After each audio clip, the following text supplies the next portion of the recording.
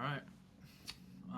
Just wanted to make a quick video talking about some of the things that I've come across recently in the general like tech space in first world countries. This doesn't apply to you know third world talent by any means because due to cost and other considerations, they will remain competitive for the short to medium term, I'd say. Long term, can't say anything. Um, but yeah, today is Wednesday, February 19th. Um, it's my parents' anniversary. Not that you would care, but just for me, keeping a log, etc., etc. But yeah, let's get into it. So I have my monitor over here, so I'm looking over here. So sorry about that. But yeah, Vin Vashista wrote this article not too long ago about talking about time for a career pivot. Technical workers are in for a tough 2025. What does that mean? So what is a technical worker? A technical worker is anyone, in the U.S. or a first world country that's worked in a capacity, whether it's in software engineering on the product side, or as a consultant with a specific technical skill set, whether that's in data visualization, um, you know product management, a business analyst, anyone that's working in the tech field that is not necessarily a an all-rounder, and we'll define what that means. And so the running joke is that before you replace software engineers the users must first figure out how to clearly articulate their needs and write their own specifications. And that's kind of funny because currently like AI agents for app development like go beyond like technology. And so right now everyone's talking about AI, everyone's talking about agents, everyone wants to automate their internal workflows and use this newfound leverage, right? But the issue is that there's a large skill gap in the market. The technical skill set that a technical worker has right now is not the same skill set that needs to be used for AI. It's a lot deeper in the software engineering front. It's a lot deeper in cloud infrastructure.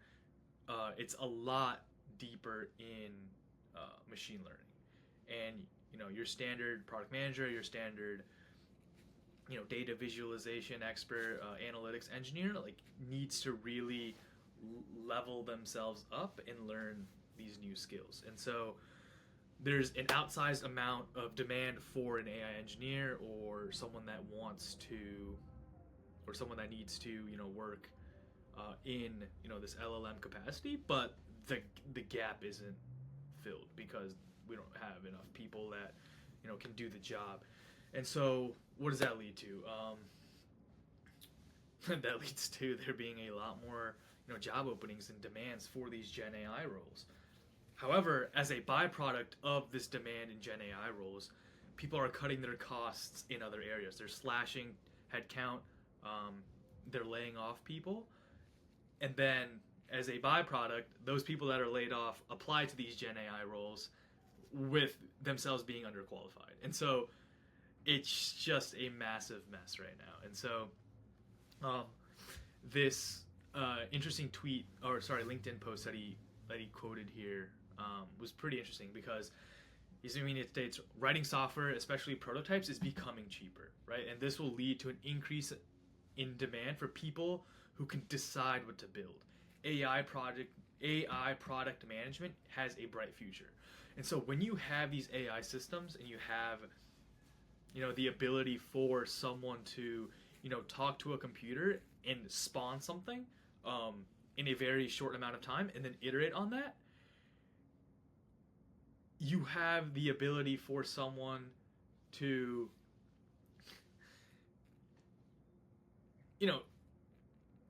sorry, I lost my train of thought. You have the ability for someone who's really a thinker to get in there and build something, start tinkering around, right? Your non-thinkers are going to get squeezed out in this rush, right? You know, your software engineers, sure, they were skilled, but if they only relied on a PM telling them, hey, we need to build X, Y, and Z feature because that's on the roadmap, and they just built it and called it a day, yeah, you're screwed, kid. But if you are a software engineer and you were proactive in thinking about, you know, product strategy, product roadmap, you know, why things work the way they work, what does the 1 year, 2 year, 3 year, 5 year plan look like, and you were, you know, semi-curious and semi-proactive in that area while still carrying out your core responsibilities of being a software engineer, then, you know, you would be competitive here because the tools, the level of the tools is becoming a lot like lower. The barrier of entry to use these tools is becoming a lot lower, which means the number of people that are able to use these tools increases, but you're only valuable if you know how to think. Because the AI and the LLMs are still not there to a point where, you know, they can reason logically and they can, you know, build things sequentially with reason, with structure. It will get there, but today it's not there, right? So you still need that human controlling it, but you gotta have a brain on you, man. Like, you can't be a guy that doesn't really know what they're doing, or, you know, has no direction, right? And so the second half of this is software is often written by teams that comprise of PMs who decide what to build, right? And I kind of just explained this. What features to use, and then software developers write the code and execute and build the product. But compare this with cars, right? When two things complement each other. So when cars, the internal combustion engine was invented, you have cars and gasoline. And when cars became cheaper, more people bought them, which led to an increase in demand for gas, right? And so to compare it here is AI is making the building of any project, any infrastructure, a lot faster and a lot cheaper, which means that the demand for people will increase because now you can build so many more products that you couldn't do before in a small amount of time. And so, yeah, people are going to, you know, get laid off and lose their jobs in this reincarnation, reshuffling of the industry, but it will slingshot you into a much higher leverage role if you are able to capitalize on this. And so I thought this was really powerful, this, you know, gasoline car analogy here. But yeah, and so, you know, he talks about this. There's twice as many job openings right now for AI product managers on LinkedIn than data engineer jobs, right? And so it's all about, you know, moving diagonally, right? Like learning this new skill set and also developing yourself as a thinker. And yeah, I mean, he explains the rise in the cost of building application. As the demand rises, the cost of building the application will decrease, right? Increasingly, the decisions will shift from how do I build this to what do I build, right? And yeah, you have to have a credible background. You have to have a credible engineering background, and you have to know your stuff. Like, do you know how to build, you know, an LLM pipeline? Like, do you know how to fine tune a model? Like, can you build production ready code? And that is, you know, the skill set that you will need, right? Zuck, you know, talks about automating jobs at Facebook with AI, and you know, these companies are just going to become a lot leaner. And you know, if you know how to wield the weapons, you know, you can get a seat at the table. And then yeah, AI engineering tools move from technical to non-technical users, and this is what I mean by the thinkers. And so, you know, in Replit, right? Replit is, you know, a platform that, you know, builds a lot of, I guess, no-code tools, and also has infrastructure for going from voice or text to code. And so they're really bridging that gap between helping a non-technical user build something that is a brainchild of them on the internet. And he talks about coders. He's talking about non-technical experts can use natural language, so English, Spanish, German, and they interact with Replit and they can build their own apps. And the cool thing here is like this article came out I think today or like yesterday, but Replit someone at Zillow, non-technical employees at Zillow were using Replit to create code, and they used it in production routes, and it was built by a non-coder.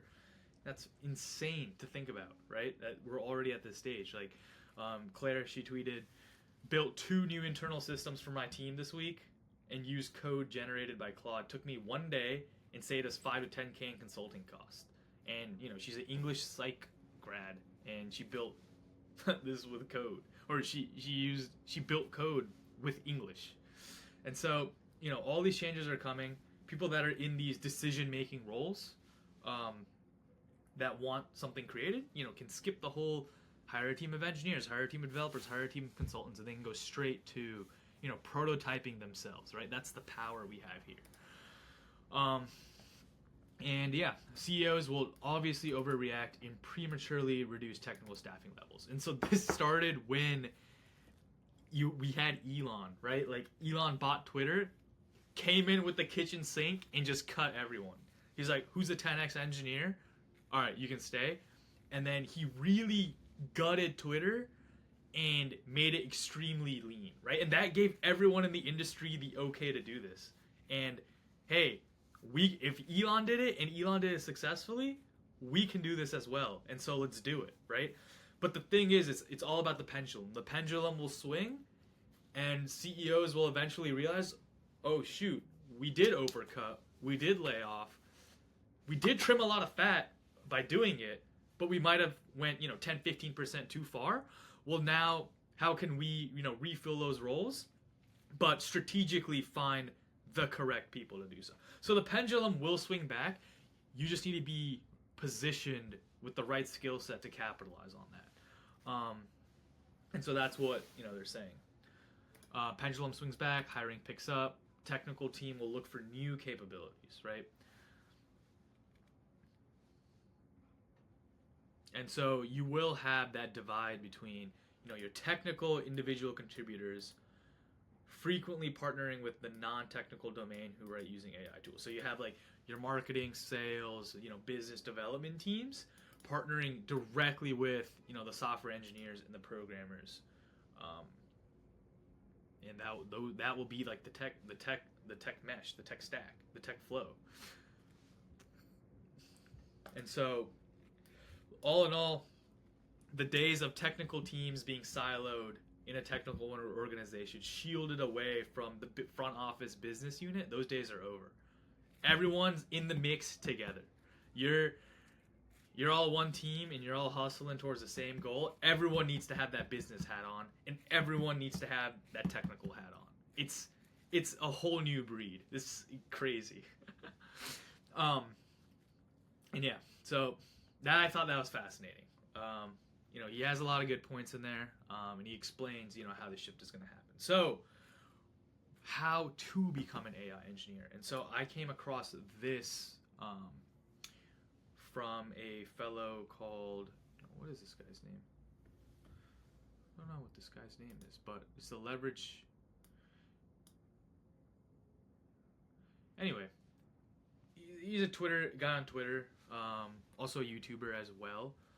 I think he has like a background from Salesforce or something, but he tells you a step-by-step process on how to upskill yourself and learn these new AI engineering patterns. And a lot of it is overlap from the past, right? Like cloud, Git, version control, software engineering, learning how to write code, but it's a lot more like putting yourself one step back and learning how to wield the tools, and orchestrate everything. And so he does like a deep dive. So there's six engineering patterns.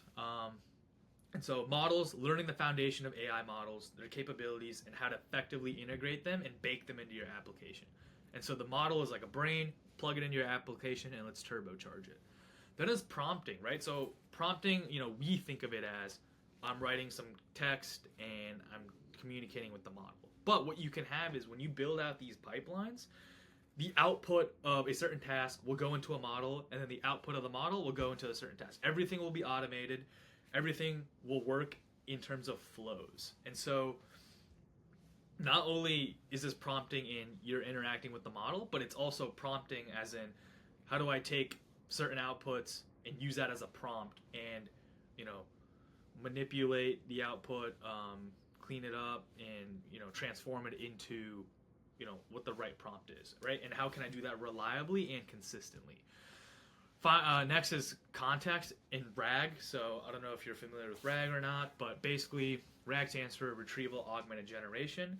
And what that means is combining your external knowledge base with the model. So the model is trained with, you know, a set of data from, you know, whoever trained it, right? So if Claude's training a model and they're creating their model, they'll use a predetermined set of data to train the model, and then the model is a product, right? And they release that.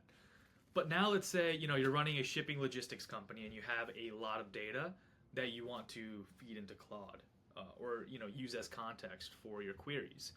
And so what RAG is you partner in your internal data silos, your internal database, your internal data lakehouse, and feed in that model as context while you're prompting. And so now the model has an understanding of your system, your company, and it can learn over time and help improve decisions, and it becomes a brain for your database, not just, you know, an off-the-shelf Claude model. And so that's what context is. So not only are you choosing and understanding the right model, not only are you prompting and interacting with the model in a efficient and correct manner, but now you're also charging it, turbocharging it with your own data and powering it in that fashion. So it just builds. And then finally, orchestration and agent. So orchestration, just think of like a composer at, you know, a concert, and he's like, you know, with like the conductor, and he's doing all these things with like, you know, the little stick. So they're orchestrating. So agents, right? And so what that means is an agent is a, you know, it's pretty much just like a script, right? You write a script, and it can coordinate multiple tasks and work together to solve a problem. So let's say, you know, you want to automate a certain task, right? Like pulling items from a database and then putting it into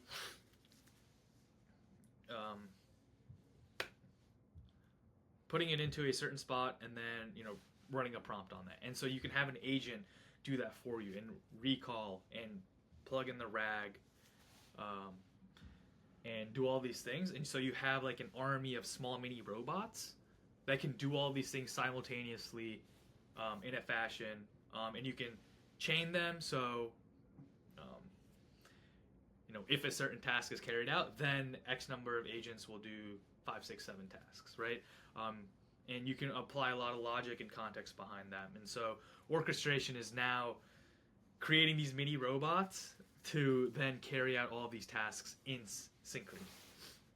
And then observability and evals. That's just your, you know, reporting, monitoring, making sure that you're looking at costs, and you're being cognizant of those like critical things.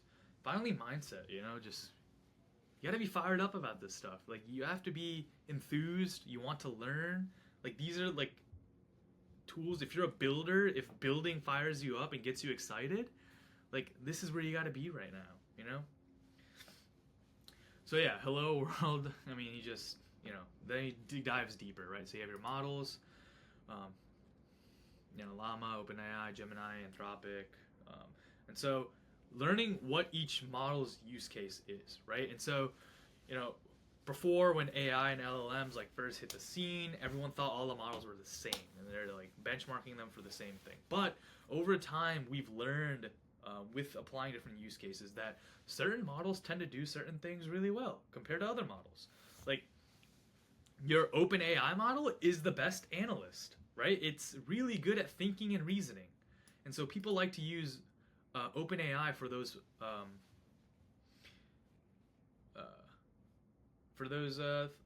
use cases. You know, if you want a balanced model, everyone says that Claude is really good at writing and being creative.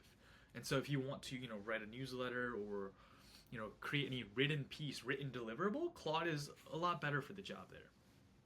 And so you can use that as intuition as an engineer to, reason for your model selection. And then you can study, developer playgrounds, APIs, cookbooks. He has a LangChain cookbook that you can use as well. And then there's more advanced concepts as well that you can get into, like tool calling. And so that's what I mean by like summoning an agent, right? Like aside from prompting, he says this, right? Generating text. So aside from prompting, a model and you getting a text output, well, you can prompt a model and then it'll go do stuff, right? It'll go fire off agent 1, 2, and 3 because it needs to get the task done, right? Performance and cost optimization, you want to make sure that you keep costs in mind, right? Like when you're running enterprise applications at scale, costs add up, right? So can you like look at other tactics and techniques like prompt caching, streaming, and being sensitive to your cost, and being cognizant there. And then there's other things like open source models that you can use. And then he links a lot of learnings. And so I'll link this article in the description so you can check it out. But if you want to get started, if you want to kickstart what you want to learn, and you're really serious about taking AI engineering and transforming yourself from a standard tech worker to an absolute weapon, this is it. So again, prompting, the art of prompting, basics, chain of thought. So I actually use this for one of my projects. So when you're prompting a model, you can use chain of thought, and so that tells the model to explain its process step by step rather than providing an answer. And so it's really powerful for when you want to layer reasoning on top of one another. And instead of an input-output, it's input, LLM thinks, and then you're able to, even provide it more data, and then it reasons and thinks again, and then it reasons and thinks again until it gives you your final output. So there's like steps, and you can break down this logic and tweak each step. So I think that was pretty cool. Structured outputs, right? This is when I mentioned how if you want your input to be, a data set or an output from another automated processes, you want to structure that output in either JSON or something else that can be used. And so, you have to recognize that as well. And then prompt management, understanding how different prompts will, how different prompts will yield different outputs with different models, right? And so A/B testing for performance, and understanding for your use case what specifically should you use. And then context and retrieval dives into RAG, ingestion of your certain documents that you need, your data, retrieving it, and then baking that into your LLM and getting a response. Sorry, I know this video is getting a little long, but I'm just getting fired up about each step. Chunking, text splitting. These are all a lot like deeper, dives that you can dive into. But again, like I said, I'm linking this in the description so you can go through this material and content at your own pace and really absorb it all, and dive into any rabbit holes that you want to, obviously. Orchestration. So this is what I meant by understanding how to create the agents and automate everything, right? So think of this as Zapier, but like within like your data ML pipeline. So Zapier automates things in in a no-code way, like Gmail, HubSpot, stuff like that. Some of those use cases, but you can do this within code, within agents, right? And so Gumloop is pretty cool. This was like a YC company, and it's really cool for building AI agents. I used this a couple of months ago to build like a project, it's pretty fascinating. You should definitely check out Gumloop. But yeah, going back to this. Yeah, low-code tools, graph frameworks, LangGraph. If you want to build a graph, breakpoints, checkpoints, it's pretty impressive technology as well. While an agent is running and doing his tasks, it can pause and allow for a human to check the work. Yes, no, and continue on with its thing. Yeah, so you have a bunch of resources here, and then finally, evaluation and observability. So this is monitoring your workflows, making sure that everything is working, or if there's any downtime, humans can intervene to figure out what's going wrong, run a fix, and then also testing, making sure that your application and your pipelines are working, and then being cognizant of cost, right? So right here, he's talking about writing unit tests, and then observability, so tracing, cost management, as I mentioned. He has resources there. And finally, mindset. Like I said, you should be, this is funny, you should be prepared to throw away what you learned last week. Things are changing so fast. The technologies are changing so fast. I don't want you to marry yourself to one specific technology, but understand how everything works together, how you can build these pieces, how these Lego bricks all fit together, right? And how you can think about, building out such systems. And so, yeah, be on your toes, be curious, have that mindset that you want to learn this new art, and don't have analysis paralysis of like the plethora of tools that are available. That's the wrong mindset. Don't get intimidated by that. And then yeah, he has like a little vocab bank here, which is pretty cool for people that want to learn these new concepts. And so yeah, that's the end. Yeah, I just wanted to give my thoughts on what I am thinking about what's happening in the time and space right now.